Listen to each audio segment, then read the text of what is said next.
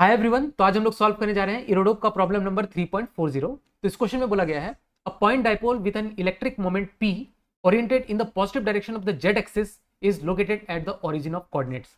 तो एक मेरे पास में डाइपोल है इस तरह से, जिसका ओरिएंटेशन हम लोग देख सकते हैं, this is along the Z direction, और ये सपोज हमारे पास में ओरिजिन है। Find the projection E Z and E perpendicular of the electric field strength vector. Electric field हमें निकालना है E Z and E perpendicular कहां पे? At the point S. ये जो पॉइंट एस है यहाँ पे इलेक्ट्रिक फील्ड का हमें कंपोनेंट निकालना है along the Z direction, that is E Z, और एक इसका E perpendicular that is perpendicular to the Z axis. E Z और ई परपेंडिकुलर हमें यहाँ से कैलकुलेट करना है, ठीक है। और इसके सेकंड पार्ट में पूछा गया है at which points is E perpendicular to P. जो मेरे पास में डाइपोल मोमेंट है पी, उसके परपेंडिकुलर इलेक्ट्रिक फील्ड कहां कहां पे होगी वो हमें कैलकुलेट करना है। तो सेकंड पार्ट हम लोग पहले बाद में देखेंगे, पहले हम लोग फर्स्ट पार्ट पे फोकस करते हैं। फर्स्ट पार्ट में हमें ई जेड और ई परपेंडिकुलर निकालना है। अच्छा, लास्ट लेक्चर को अगर ध्यान करें तो लास्ट लेक्चर में हमने इसी कॉन्सेप्ट के ऊपर हमने देखा था कि हम लोग एस पॉइंट पे, ड्यू टू दिस डाइपोल, हमने एस पॉइंट पे इलेक्ट्रिक फील्ड कैलकुलेट की थी इरोडोप के प्रॉब्लम नंबर 3.39 में। तो हमने देखा था इसको हम लोग दो कंपोनेंट में ब्रेक कर सकते थे। एक तो that was along the radial direction E R, और एक उसके परपेंडिकुलर डायरेक्शन में that is along the theta direction E theta. और अगर ध्यान हो तो ई आर हमने कैलकुलेट किया था 3.39 पे। ई आर हमने कैलकुलेट किया था 2kp cos theta upon R cube, ठीक है। बेसिकली हमने पी वेक्टर को दो कंपोनेंट में तोड़े थे, ठीक है। पी कॉस थीटा में, this was P cos theta, और इसके परपेंडिकुलर डायरेक्शन में इसको हमने ब्रेक किया था पी साइन थीटा। उसके बेसिस पे यहाँ पे पी कॉस थीटा के लिए जो एस पॉइंट है वहां हमने देखा था दिस वाज एक्सियल पोजीशन, और उसी तरह से पी साइन थीटा के लिए जो एस पॉइंट है दैट इज इक्विटोरियल पॉइंट। तो इक्विटोरियल पॉइंट में हमने फिर KP cos theta, KP sine theta upon R cube, इस तरह से हमने उसमें कैलकुलेट किया था, ठीक है। तो ई थीटा हमने कितना कैलकुलेट किया था? That was equal to KP sine theta upon R cube. ये हमें कैलकुलेट करना आता है 3.39 से, ठीक है। अब ई आर और ई थीटा मेरे पास में है। अब ई आर और ई थीटा के मदद से हम लोग ई जेड और ई परपेंडिकुलर कैलकुलेट कर सकते हैं। कैसे वो देखो, सपोज मैं बोलता हूं, एक दूसरा पेन सेलेक्ट करते हैं, दिस एंगल इज थीटा ना। देखो इसको मैं हटाता हूं यहां से। हमने क्या देखा? This angle is theta. Suppose this angle is theta, this angle is theta, तो हम लोग देख सकते हैं दिस एंगल इज थीटा, क्योंकि ये जेड एक्सिस ये है और E Z is parallel to Z axis. तो यहाँ से ये अगर थीटा से इंक्लाइंड है तो this is also inclined with angle theta. ये थीटा है तो दिस इज 90 माइनस थीटा, ये दिस इज 90 माइनस थीटा, तो ये थीटा है, ठीक है। इस तरह से हम लोग इसको ब्रेक कर सकते हैं। अगर और एक इसका इधर हम लोग एक्सटेंड करें तो this angle is 90 minus theta, ठीक है। Theta 90 minus theta, theta 90 minus theta, इस तरह से। अब देखो ध्यान से देखो, अगर हमें ई जेड कॉम्पोनेंट निकालना है, E Z component, E Z, तो ई जेड हम लोग किसके किसके टर्म्स में निकालेंगे? ई आर और ई थीटा के टर्म्स में हम लोग निकालेंगे, क्योंकि देखो ई आर और ई थीटा भी कॉम्पोनेंट है, ई जेड और ई परपेंडिकुलर भी कॉम्पोनेंट है। अब हमें कॉम्पोनेंट निकालना है ई जेड और ई परपेंडिकुलर, मदद किसकी मदद से? ई आर और ई थीटा की मदद से। ई आर ई जेड अगर हम लोग लिखना चाहें तो E Z will be E R का, देखो कॉस थीटा कॉम्पोनेंट हो गया, और माइनस ई थीटा का साइन थीटा कॉम्पोनेंट हो गया। देखो मैं एक बार दिखाता हूं यहां से। देखो ई थीटा का ये वाला कॉम्पोनेंट और ई आर का ये वाला component that is equal to E Z. E R का कॉस थीटा कॉम्पोनेंट माइनस करेंगे हम लोग ई थीटा के साइन थीटा कॉम्पोनेंट से, तो वो हमें ई जेड निकल के आएगा। तो इसको हम लोग कैलकुलेट करें तो मेरे पास में क्या बन जाता है?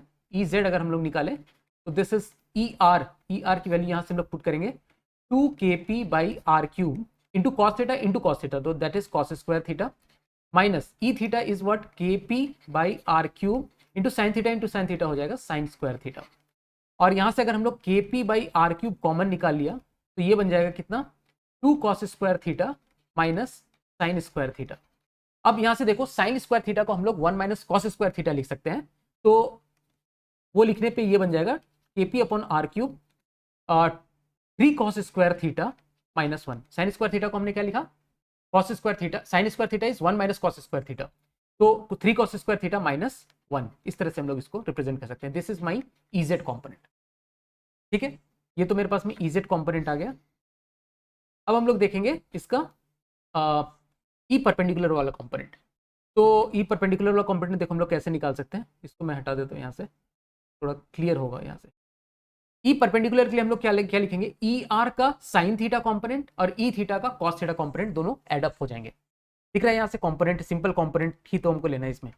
तो मैं लिखता हूँ, दूसरा पेन सेलेक्ट करते हैं यहाँ से, चलो ये करते हैं।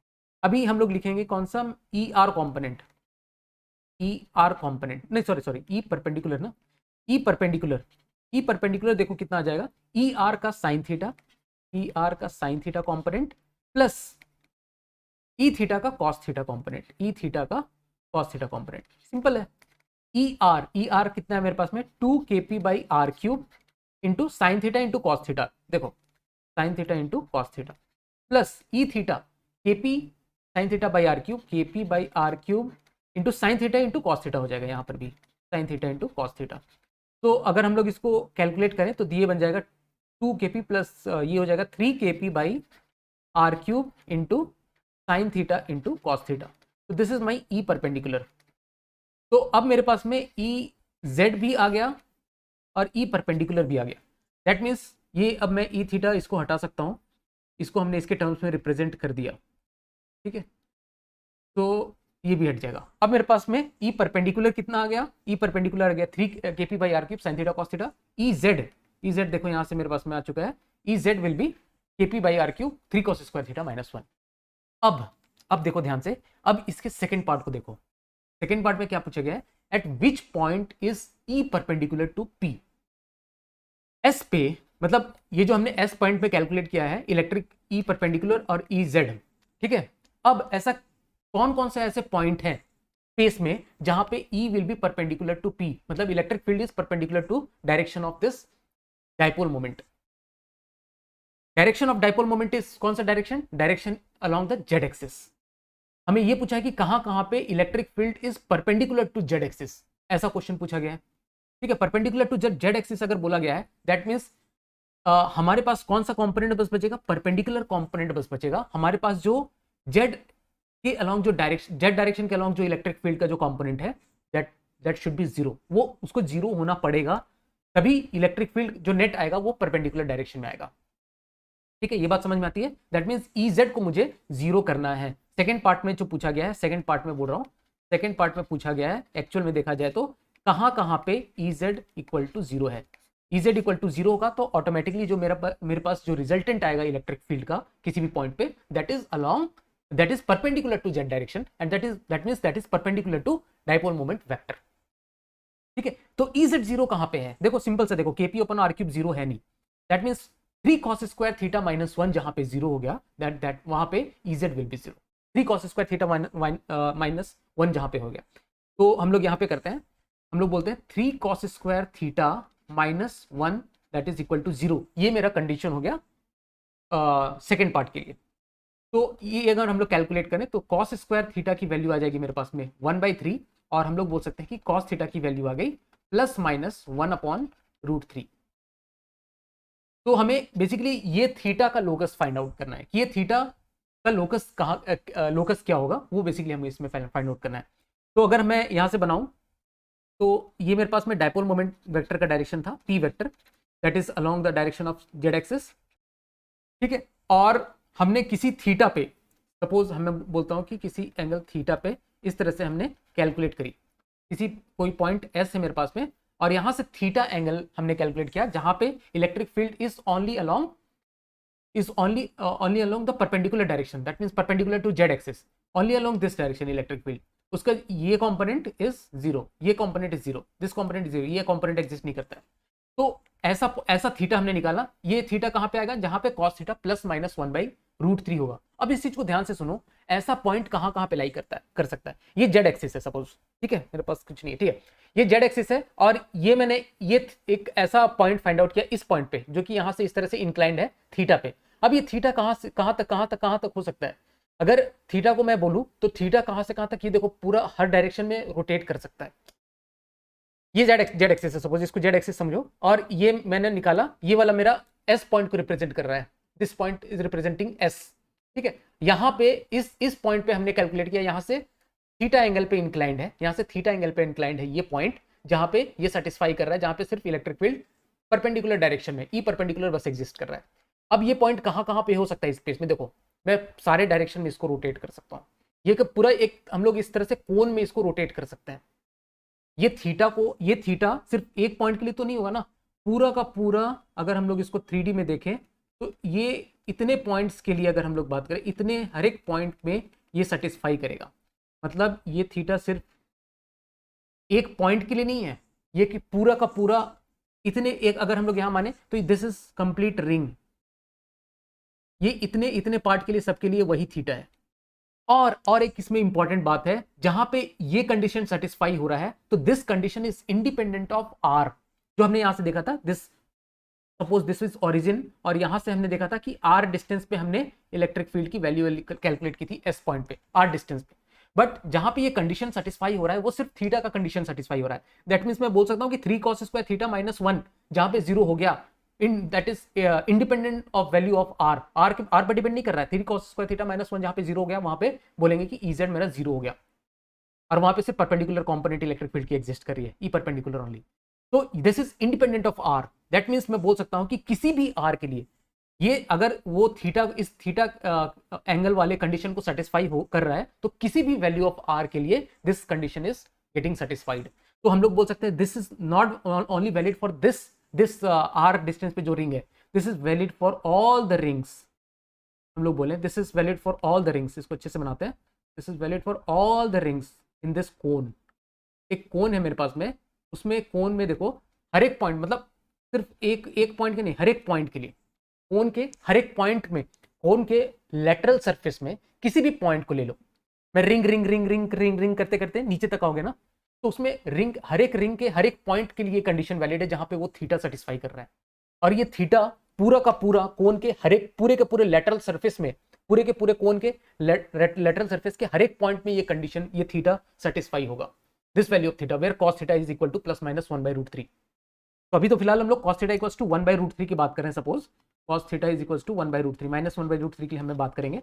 तो cos थीटा इक्वल्स टू 1/√3 के लिए ये पूरा का पूरा कोन के हर एक लेटरल सरफेस एरिया के, लेटरल सरफेस के हर एक पॉइंट के लिए ये चीज वैलिड है, क्योंकि लेटरल सरफेस का हर एक पॉइंट एक पर्टिकुलर एंगल थीटा पे लाई करेगा। ठीक है, तो इसको कंप्लीट 3D में विजुअलाइज करने की कोशिश करो। ठीक है, जैसे कि हम लोग बात करें, जैसे इस पॉइंट पे अगर हम लोग बात करें, दूसरा पेन एक बार मैं सेलेक्ट कर लेता हूँ। हाँ, अब हम लोग बात करें सपोज इस पॉइंट के लिए, अगर हम लोग बात करें इस पॉइंट के लिए भी अगर हम लोग 3D में इसको विजुअलाइज करो, तो इस पॉइंट के लिए भी theta is equal to theta होगा, जो कि cos थीटा इक्वल्स टू 1/√3 को सेटिस्फाई करेगा। 3D में देखो तो इसके लिए भी वही थीटा है। ये सारे के सारे के लिए 3D में विजुअलाइज करो, ये सबके लिए theta is same, theta is equal to theta. ये रिंग के सबसे ऊपर वाले को, रिंग के पेरिफेरी को एज्यूम करो यहां से, तो हर एक पॉइंट के लिए theta is going to be theta only. That is equal to cos theta equals to 1/√3 को जो सेटिस्फाई कर रहा है, theta equals to cos inverse 1/√3। तो हर एक रिंग इस जो रिंग है उसके हर एक पॉइंट के लिए ये चीज सेटिस्फाई हो रहा है। इनफैक्ट ये पूरे के पूरे कोन के लेटरल सरफेस के हर एक पॉइंट के लिए ये चीज वैलिड हो रहा है, जो कि cos थीटा इक्वल्स टू 1/√3 को सेटिस्फाई कर रहा है। ठीक है, अच्छा, ये तो बात हो गई इसकी, इस थीटा की। अब हम लोग अगर एक और बात करें, सपोज ये हमने बात किया थीटा। अब देखो cos थीटा की एक वैल्यू है -1/√3। cos थीटा की वैल्यू 1/√3 के लिए तो हमने देख लिया, cos थीटा की एक वैल्यू -1/√3। तो cos थीटा नेगेटिव कब हो सकता है, इस चीज में ध्यान करो। या थीटा हमने मेजर किया है कहां से, जेड एक्सिस से। तो जेड एक्सिस थीटा नेगेटिव कहां हो सकता है, cos ऑफ 180 minus theta is equal to -cos theta. तो मैं बोल सकता हूं कि जो थीटा यहां पे सेटिस्फाई हुआ है, सेम टू सेम यहां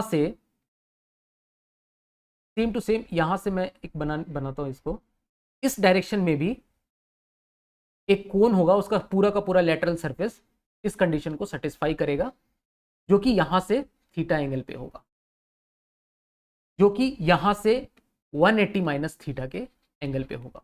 जो इधर से 180 माइनस थीटा के एंगल पे होगा, मैं दिखाता हूं इसको, जो कि यहां से 180 माइनस थीटा के एंगल पे होगा, दैट मीन्स यहां से थीटा एंगल पे होगा, क्योंकि cos ऑफ 180 minus theta is -cos theta, जो कि इस कंडीशन को सेटिस्फाई कर रहा है।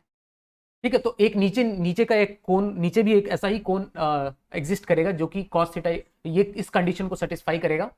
और इसके भी लेटरल सरफेस के हर एक पॉइंट, लेटरल सरफेस का हर एक पॉइंट इस कंडीशन को सेटिस्फाई करेगा, जहां पे इलेक्ट्रिक फील्ड मेरे पास सिर्फ परपेंडिकुलर डायरेक्शन में हो। तो होप आपको ये सारी बातें समझ में आई होंगी। फिर भी कुछ डाउट होता है तो आप कमेंट सेक्शन में डालें, मैं जरूर रिप्लाई करूंगा। Thank you so much.